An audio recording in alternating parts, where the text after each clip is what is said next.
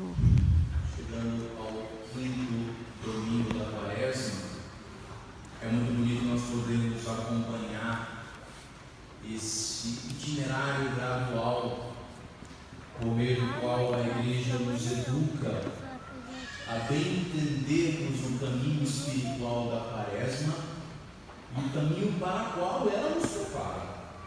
Afinal de contas, não podemos viver somente a paixão do Senhor. Imagina viver só a paixão do Senhor, seria muito deprimente. Vivemos a paixão em vista da ressurreição, ou seja, as depressões da vida em torno do que? Da glória, da felicidade que Deus nos prepara.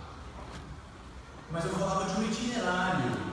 E é tão gostoso a gente poder acompanhar nestes últimos domingos, esse itinerário de 4 domingos para cá. Aqueles que estão bem atentos à palavra de Deus conseguem ver como nós estamos crescendo, né? O crescendo hoje que culmina com a palavra ressurreição, porque nos aponta para os próximos dias em que o Senhor será entregue, condenado, crucificado, mas também ressuscitado. Eu parto lá, como eu fiz na semana passada, para aqueles que participam sempre desta liturgia das 19 horas, desde o momento da transfiguração de Jesus, nos falando sempre da luz, da água. Jesus nos apresenta que Ele é a vida. Sabe, durante os últimos 4 domingos, Jesus nos apresentou vida. Ele está no meio de nós para suscitar vida, para reanimar a nossa esperança, para nos revigorar na fé, para nos levantar, não para nos destruir. O grande projeto de Deus é um projeto de ressurreição para nós, que ressurreição na prática é isso: onde a morte que haja vida, onde a tristeza, onde cessa a esperança, que rebrote a vida. Tanto que a primeira leitura hoje nos fala sobre isso, a profecia de Ezequiel, que é o profeta que é enviado para o momento de mais sofrimento de Israel, quando Israel perdeu tudo. Gente, Israel vivia numa glória, sabe por quê? Porque Deus o abençoava em todas as coisas. De repente Israel apronta tanto contra Deus, trai tanto a fidelidade que ele havia prometido a Deus, que Deus diz assim: deixa estar. Como diz lá na minha terra, de Natal, deixa estar. Eu vou dar um jeito em vocês. E aí Deus tira a mão sobre o povo, protegendo e deixa o desamparado. O que acontece? O povo é invadido, deportado, perdem a terra, destrói-se o templo, rouba-se a arca da aliança, que é a presença de Deus. O povo começa a fazer a experiência da desolação. Gente, vocês conhecem bem a experiência da desolação, quando a gente se sente abandonado por Deus. Às vezes a gente se sente assim. Às vezes quando a gente passa por problemas, quando a gente tem perdas, quando nós sentimos e fazemos a experiência do abandono, como é ruim. Mas Deus envia o seu profeta durante aquele tempo de sofrimento e diz: eis que eu vou restaurar a vossa vida. Eu vou fazer com que desses ossos mortos, desta carne morta, renasça a vida. Eis que eu vou cuidar de todos vocês. Olha que coisa mais maravilhosa. Nada melhor quando nós estamos depressivos, quando estamos para baixo, sem esperança, sem força e fé, escutar uma palavra do próprio Deus dizendo para você: tudo vai mudar. Onde a morte voltará a ter vida, onde a seca voltará a brotar água viva. E nesse mesmo sentido, há 4 semanas atrás nós encontramos o Evangelho da Transfiguração. Lá onde havia morte na planície, Deus envia os seus discípulos a levarem a luz. Levem a luz para as cidades. 3 semanas atrás, estudamos, 2 semanas atrás, estudamos o Evangelho da Samaritana. A samaritana que não sabia mais o que era a presença de Deus, vivia abandonada sua cidade inteira. E ela vai ao encontro de Jesus e Jesus lhe oferece de uma nova água que é capaz de saciar toda a sede. E nos conclui o Evangelho dizendo: o Senhor foi morar, foi estar no meio daquele povo e restaurou a vida. Onde Deus habita, onde Deus mora, onde Deus coloca a sua morada, se restaura a força, a alegria, se restaura a vontade de viver. Já na semana passada nós escutamos mais uma vez um evangelho que nos retratava a falta de esperança, a falta completa de sentido. Aquele paralítico há 38 anos, paralítico de nascença, e quando Jesus lhe pergunta: quer ser curado? Não tem força nem para dizer que quer, não tem ânimo nem mesmo de sair da resignação, não tem vontade nem mesmo de caminhar para encontrar-se com a cura, lá onde faltou completamente a esperança. Gente, é muito fácil dizer para Deus: eu quero ser curado, quando você ainda espera isso.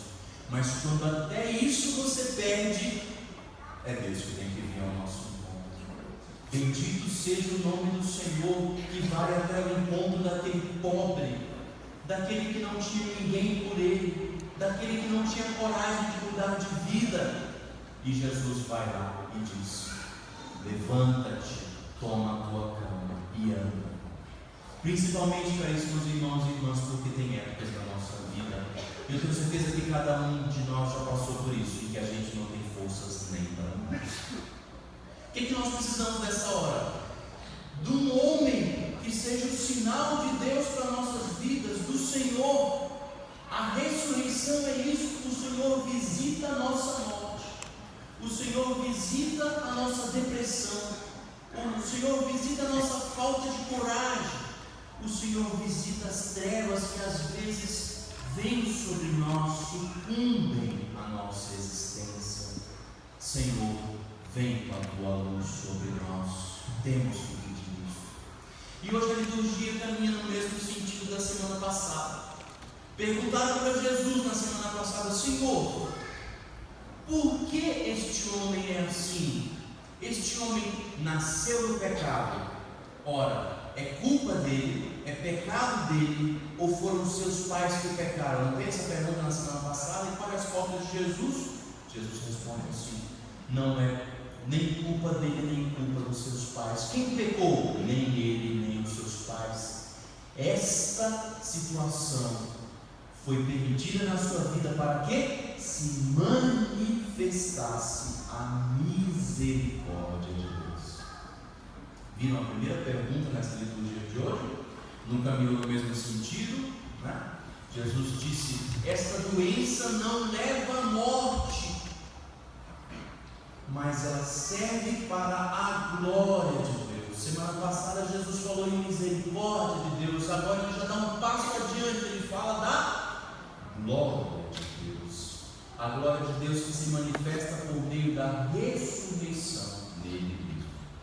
Ora, para isso, meus irmãos e irmãs, na verdade, Lázaro, ele é a prefiguração do próprio Senhor.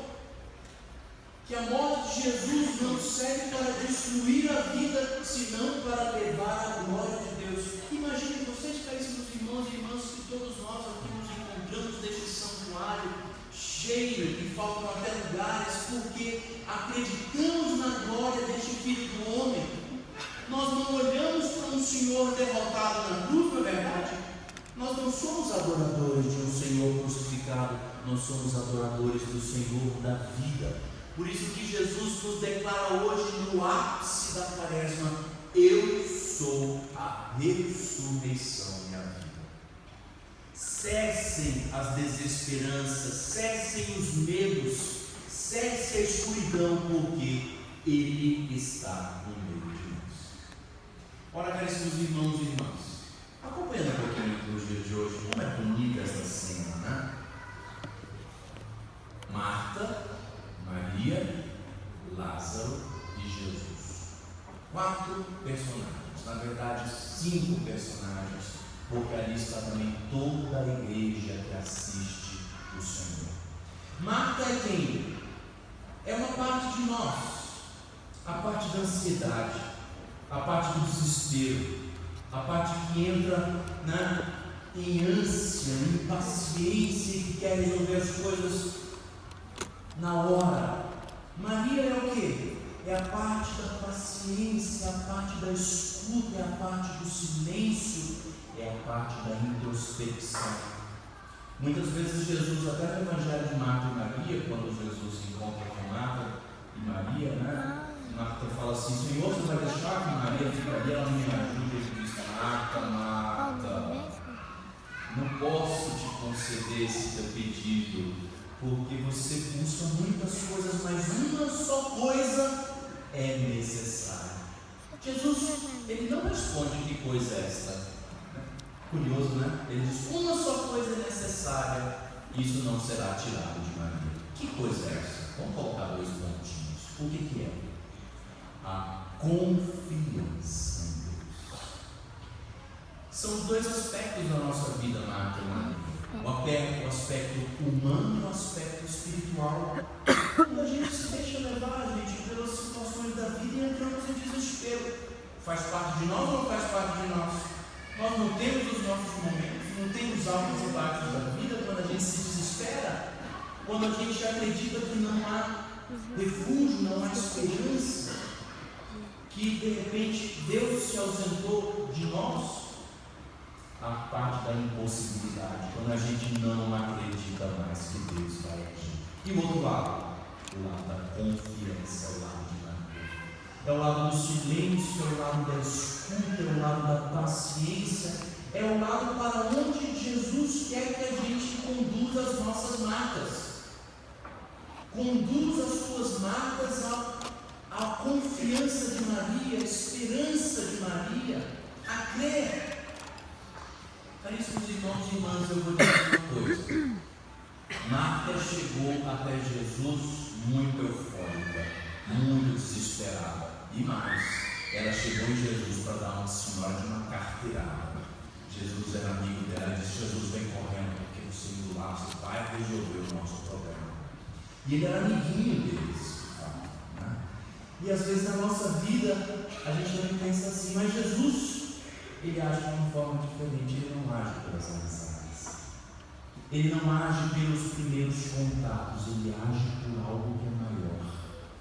Por isso que ele está mais preocupado com o que Deus vai fazer daqui a 4 ou 5 dias do que em realizar os pedidos daquela mulher. Às vezes nós somos meio marcas na vida, desesperados. A gente chega: Jesus, é hoje, eu preciso de uma resposta hoje. Jesus age hoje. E quando a gente não tem aquelas respostas que acontecem conosco, a gente se perde, a gente cai, a gente desanima, a gente perde a fé. Mas Jesus, ele não cede. Interessantíssimo, porque às vezes a gente pensa muito humanamente. A gente até chega a questionar Jesus: ô Frei, mas Jesus não podia ter ido lá? Ele deixou ela sofrendo 4 dias ou mais? Foi um capricho de Jesus? Não. Caríssimos irmãos e irmãs, vamos entender uma coisa. Deus tem coisas para nós que nós só somos capazes de entender quando nós entrarmos no tempo dele.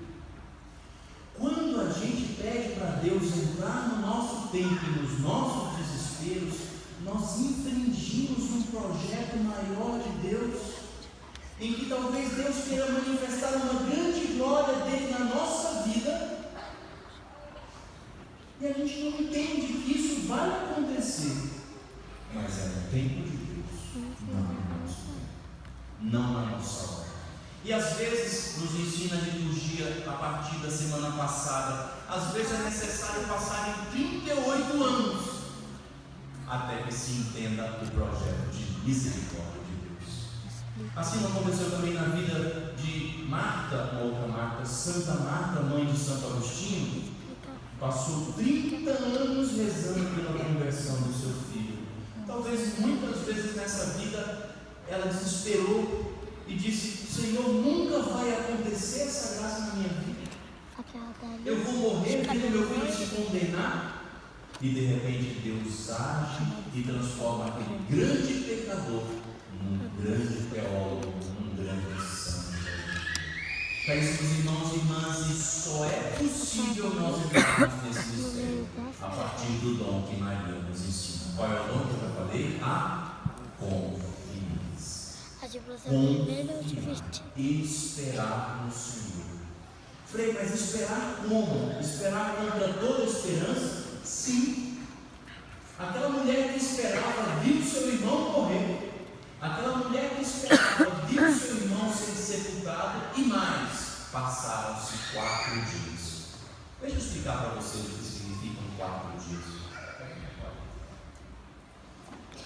No tempo de Jesus, havia uma compreensão de que era uma compreensão do senso comum, uma compreensão natural, de que era possível uma pessoa que houvesse morrido até o 3º dia ressuscitar. Acordar era algo do senso comum. Mas depois do 3º dia, ao entrar no 4º dia, cessavam as esperanças. Não era isso. Por que a liturgia nos trouxe essa palavra?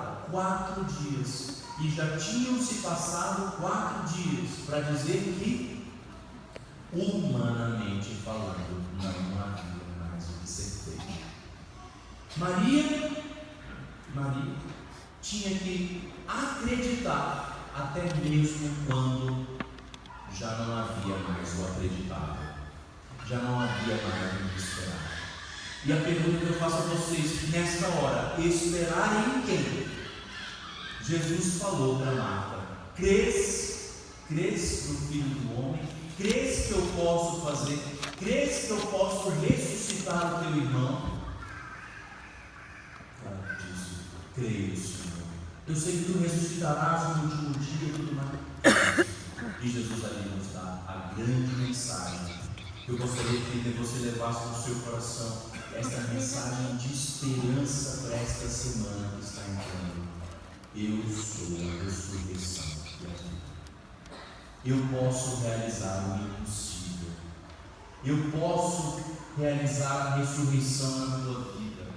Eu posso transformar a tua tristeza em alegria. Eu posso transformar a tua ansiedade em festa. Eu posso fazer com que a vida volte a operar no teu coração. Mas você precisa confiar. Olha que bonito nós passarmos pelos caminhos dessas 2 mulheres e entendermos que um pouquinho o Senhor está dentro disso. O Senhor quis estar do nosso lado, quis sofrer conosco, quis estar conosco, quis padecer conosco para dizer: eu estou contigo. Você já disse isso para você neste dia? Você já tomou consciência dessa verdade na tua vida hoje? Deus está comigo. E quando Deus está conosco, caríssimos irmãos e irmãs, nada é impossível. Deixa eu partilhar uma coisa com vocês. Essa leitura eu acho ela muito bacana, mas essa é uma leitura que eu tenho muito medo dela, porque uma vez na vida, eu fui fazer uma encomendação de um corpo no cemitério. Vocês sabem que os padres, eles fazem toda a oração do velório entregando o corpo ao Senhor. E certa feita, para novo, cheio de esperança, de fé, aí foi lá fazer essa leitura lá do velório. E era uma mãe que tinha perdido uma criança num acidente fatal. E imagine a dor que passava ali no coração. E de repente eu falei: eu sou a ressurreição, a vida, e estava a palavra da salvação, glória a vós, Senhor. Essa mulher começou a gritar: Jesus ressuscita o meu filho, Jesus ressuscita o meu filho, Jesus ressuscita o meu filho.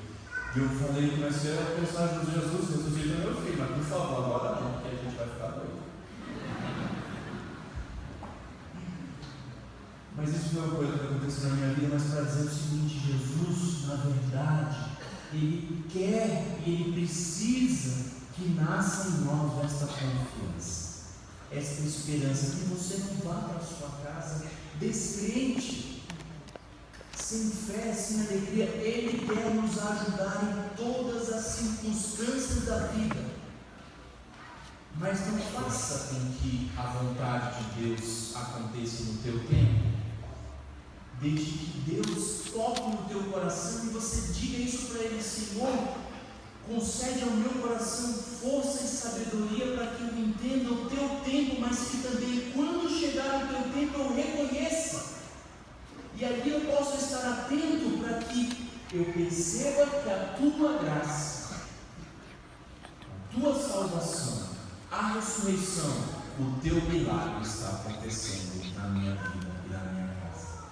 Sabe o que acontece muitas vezes? Nós nos desesperamos tanto em um tempo, que às vezes chega um outro tempo, o tempo que Deus age, e a gente não consegue mais reconhecer a graça de Deus. E a graça passa. Caríssimos irmãos e irmãs, neste presente em que o Senhor parte da primeira semana da quaresma e chega à quinta e última semana da quaresma, o Senhor quer nos convidar a colocar a nossa fé nesta verdade. Eu sou a ressurreição e a vida. Próxima semana já começaremos o domingo de Ramos, já acompanharemos a trajetória de Jesus até a cruz. E eu gostaria de fazer um grande convite a vocês que nós pudéssemos estar na Semana Santa juntos. Sabe por quê? Para a gente acompanhar de perto esta trajetória de Jesus. Que você se programe, que você possa estar aqui no santuário todos os dias acompanhando o Senhor. Nós teremos uma belíssima programação na Semana Santa. Tanto é que nós faremos uma Semana Santa franciscana esse ano. Todos os dias nós traemos São Francisco de Assis para com ele vivermos e rezarmos juntos a paixão do Senhor. Quem mais pode falar da paixão do Senhor, senão aquele que recebeu os próprios estigmas de Jesus? É um convite que eu faço para que nós possamos vivenciar de perto juntos esse momento. Na segunda-feira, na terça-feira, na quarta-feira, na quinta-feira, na sexta e depois no sábado, juntos, nós celebramos a Páscoa da ressurreição de Jesus. Que São Francisco nos ensine a vivermos os próximos dias nesta plena confiança e que o Senhor Jesus nos ajude em todas as nossas necessidades, mas principalmente ali em nós, onde ainda haja sinais de morte, de tristeza, de falta de fé, de falta de confiança e de alegria.